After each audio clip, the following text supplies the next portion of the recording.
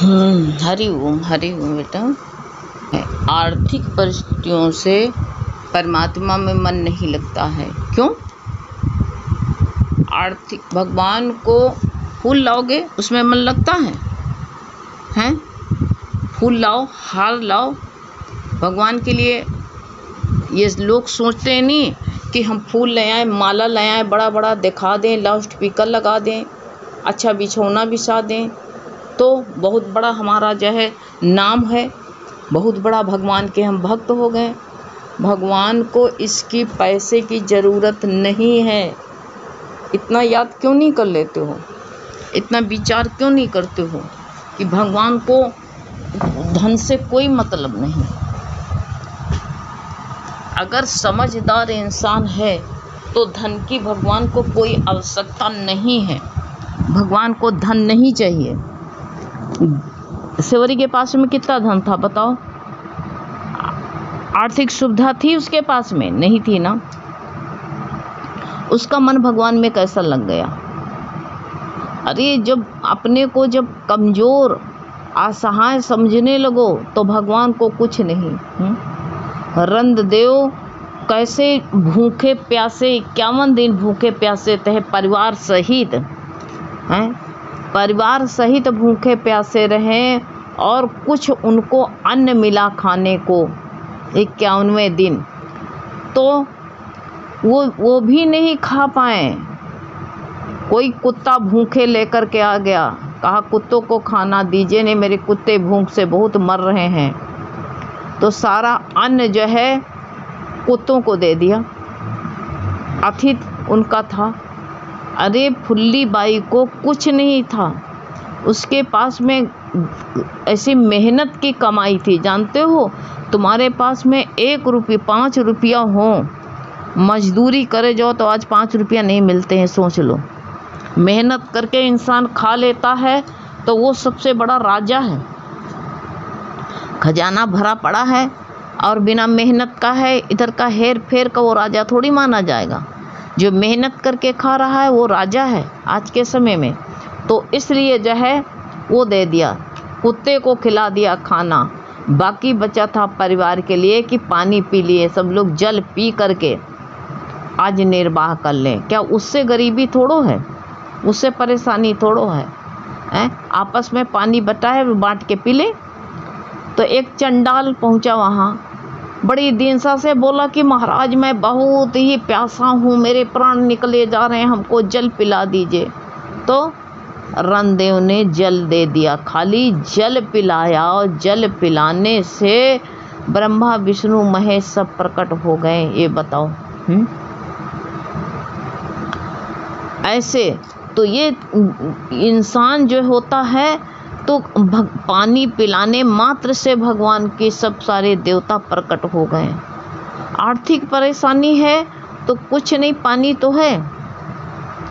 सेवरी के पास में तो बैर कुछ भी नहीं था, घर में बिछाने को भी कुछ नहीं था, बैठाने को कुछ भी नहीं था उसके पास में।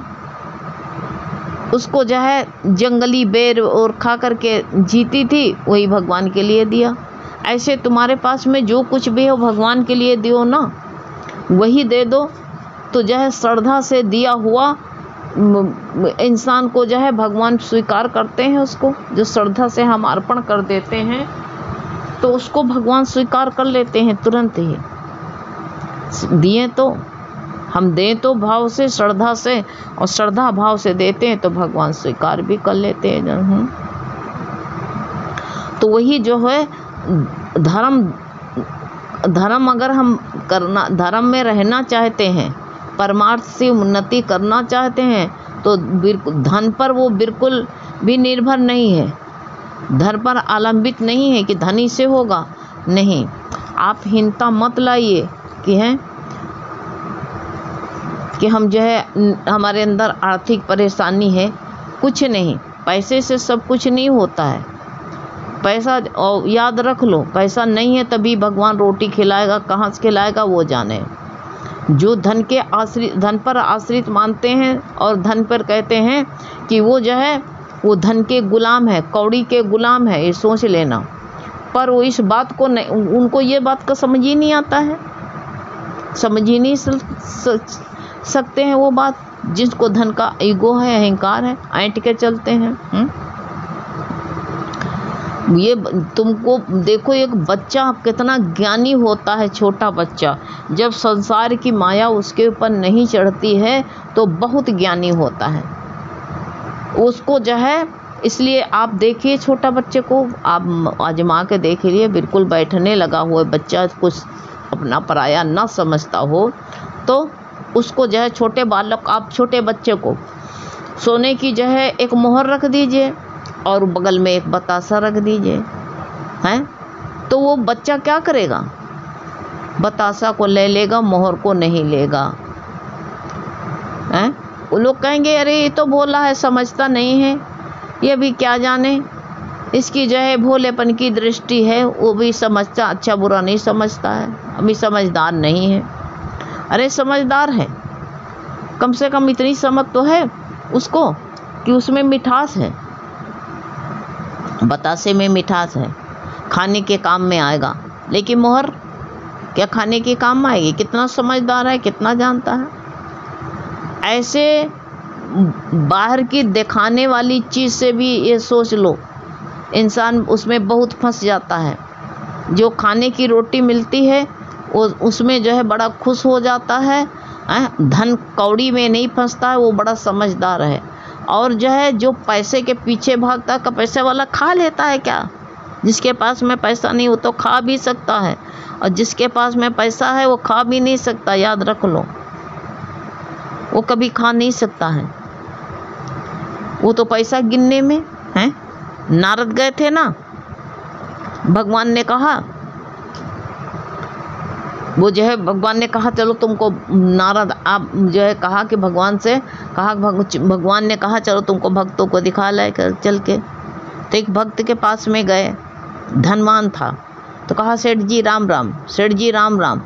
सेठ जी कह रहे थे गिनती बिगड़ जाएंगी, आप देख लो कोई जो है कुछ गिनता हुआ, पैसा गिनता हो, उससे बोलो, बोलेगा नहीं कि हमारी गिनती बिगड़ जाएगी। राम राम भी कहो, कुछ भी सुनो, नहीं बोल सकता है वो। राम राम कहा सेठ जी, राम राम राम राम, बोले नहीं। अरे कहीं इसको 10 का नोट निकाल के दे दो, हमारी गिनती बिगड़ रही है। तो भगवान ने कहा जाओ, दिन दूना रात चौगुना हो जाए तुम्हारा। आशीर्वाद दिया कि इतना धन हो जाएगी तुम गिनते गिनते मर जाओ। जब 10% तुम्हारे पास में है तो राम राम कहने का तुम्हारे पास में जो है मौका नहीं है। अगर जो तुम्हारे पास में धन और रात भर में दूना हो जाएगा 40% है, ये सोचो, तो और ज़्यादा तुम्हारा काम बढ़ जाएगा, दिमाग उस तरफ लगेगा। फिर दिन में 80% हो जाए वही, तब तो गिनते गिनते गिनते गिनते मर जाओगे। ना खाने की छुट्टी, ना पानी पीने की छुट्टी। पैसा ऐसी चीज़ होती है इंसान को ना सोने देती ना खाने देती है। अरे भजन में लगो भगवान के। हाँ बच्चे हैं, सुदामा बच्चों के लिए बहुत फिक्र करता था, लेकिन जो पहले कमा के रखा है आज खा रहे हैं। आज 4 बच्चे हैं, तो अगर छोटे हैं तो अभी प्रॉब्लम है, कल बच्चे होंगे, बड़े हो जाएंगे तो 4 बच्चे कमा के लेके आएंगे। आज 500 रुपया एक लेबर लेता है, और 500 दोनों लेकर के, चारों लेकर के आएंगे तो कितना हो जाएगा? कितना हो जाएगा तुम्हारा? 500 ले गए, 2 के 10 हो गए, और 4 के जे 20। तो इसलिए उनको भी देख करके, सब पंछी हैं, सब पर, ये बढ़ा जहाँ इसके पर हो गए सब उड़ जाएंगे। इनको आज तुमको तंगई लग रही है, ये धीरे धीरे बड़े हो जाएंगे सब। आर्थिक की तरफ ध्यान ना दो, खाने को पेट भर रोटी मिलते हुए दूसरे का धन देख करके ललचाओ नहीं, इसमें समझदारी नहीं है। समझदारी इसी में है कि जो कुछ भी सूखा रूखा चटनी रोटी मिलती है वही खा करके भगवान का भजन करो। सबसे समझदारी यही है। आप ये भी कह सकती हो कि आपके ऊपर हो तो जानो, सब कोई उसी में से निकल के आए हैं। और रोटी किसी दिन भगवान ने भूखा नहीं रखा, चाहे जितना किसी को। तो ये जो है इंसान की भूल है। इंसान जो है लोभ में पड़ जाता है, पर भगवान का भजन का धर्म का अनुष्ठान नहीं करता है। परमात्मा की प्राप्ति इतनी कीमती, रत्नों को भी रत्नों को फल फूल समझ करके ले ले तो वो कहते हैं समझदार है। वो जो है परमात्मा की प्राप्ति अगर रत्न देने से, फल फूल देने से, या इंसान को खास फूल चढ़ा देने थे। भगवान को क्या चाहिए? 2 फूल ही चढ़ा दो। फूल फूलता है, कितना पैसा लगाते हैं तो फूलता है। वो कहते हैं फूल की खेती करी है, कितना पैसा लगाया तो उसमें से फूल निकल आया। एक गमले में लगाते थे वो गेंदा का फूल, कितने पैसा लगाते हैं तो फूल इसमें से निकला। ये भगवान की देन है। भगवान की दी हुई चीज़ भगवान को अर्पण कर देता है इंसान तो बहुत समझदार। आज जो मेरे पास में जो कुछ सूखा रूखा है वो भगवान को अर्पण कर देता है तो बहुत समझदार होता है इंसान। वो समझदार होता, वो समझ लेता है कि वो समझता है कि इतना बड़ा। और इंसान संसार वाला क्या कहता है? अरे हमारे बराबर वो अहंकार में पड़ता है। कहता है पैसे से क्या करेगा, पैसा बटोरेगा, पैसे से इतना बड़ा पंडाल बनवा दें, बिछौना बिछा दें, हैं, लाउड स्पीकर लगवा दें, हैं, इससे जो है ये समझदारी का काम है। ये धन तो इसी काम में लगा दें। अरे क्या जो जहाँ लाउड स्पीकर नहीं लगता वहाँ भगवान के भजन नहीं हो सकता है? इतना सुंदर बिछौना नहीं बिछा रहता है तो क्या इतना भगवान को जो है वहाँ पर भगवान नहीं बैठते हैं? अरे भगवान तो जो है इतना वो कीमती वस्तु को नहीं समझते हैं। भगवान तो जो है उनकी दृष्टि भगवान भक्त के भाव पर रहती है कि भाव कैसा है। विदुरानी ने केला के छिलके खिलाए, क्या भगवान ने खाया? नहीं। जब उसमें दुनिया भर की शक्ति भरी भाव भरा हुआ था, उस केलों में कितनी शक्ति थी, कितना प्रेम, कितना भाव भरा हुआ था। ऐसे भाव भर करके तुम कुछ नहीं, अगर जो है तुम जरी भूंजी रोटी भगवान का देते हो तो बिना नमक का साग भी भगवान को अर्पण करते हो तो वो भी विदुरानी की तरह कितना अच्छा भगवान को लगता है। भाव के भूखे हैं, भगवान की भाव से ही पूजा कर लो, वही बहुत है इंसान को। तो ये जो है ये मूर्खता इंसान करता है कि धन के ऊपर जो है सब सारा काम कर सकते हैं। नहीं, ये मूर्खता की बात जो है रात्रि भर भी सच्चाई, इसमें सच्चाई नहीं है। किंतु धन का लोभी इसी बात को समझता है। वो कहता है अरे उसको समझाओ इस सत्संग की बातें तो समझ भी नहीं सकता है।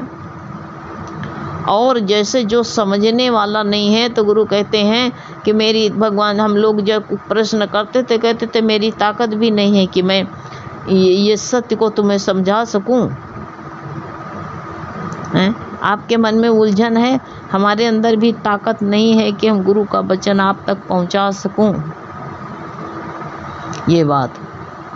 ये बातें जो है परमार्थ की उन्नति पैसों पर अधीन नहीं होती, धन पर अधीन नहीं होती, भाव पर अधीन होती, भाव के अधीन है। जिसके अंदर भाव भरा हुआ है वो भगवान को खरीद लेता है अपने भाव से।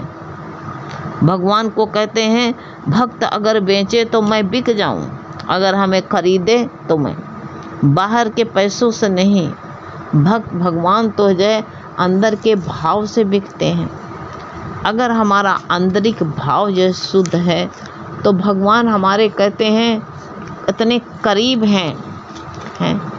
अगर जो है भाव धन पर जो है आश्रित होता तो सेवरी के पास भगवान जाते ही ना, क्योंकि बहुत गरीब थी, बहुत गरीब थी और उसके पास भगवान पहुँचते क्या। लेकिन नहीं, ये भूल है इंसान की। भोजन दिया हो, सूखा हो, कैसा भी भोजन हो, अगर मिठास से कोई परोसता है तो उसमें कितनी शक्ति आ जाती है, हैं?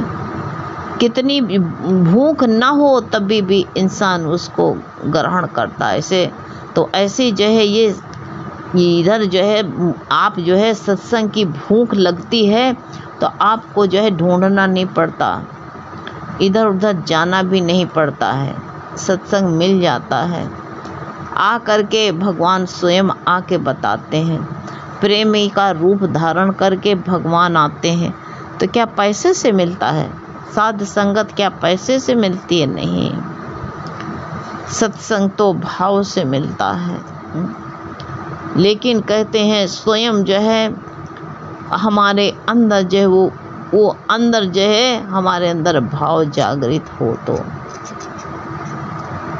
हमारे अंदर वो जो है लगन हो, पीड़ा हो, अगन लगी हो। तो अगर लगन नहीं है तो गुरु कहते बीच में ही जो है सब विलीन हो जाता। हम कई लोगों को देखते हैं, इतनी संकट पड़ती, विपत्ति पड़ती है, लेकिन रोएंगे, बताएंगे, गरीबी है, क्या खाएं, लेकिन भगवान का नाम नहीं ले सकते हैं। इसलिए धन पर आश्रित ना रह करके, आर्थिक परेशानी है, आज है, कल भगवान कोई न कोई इंतजाम करेगा ज़रूर। ऐसा भाव रखो तो तुमको धीरज तसल्ली मिल जाएगी। हैं? हरिओम।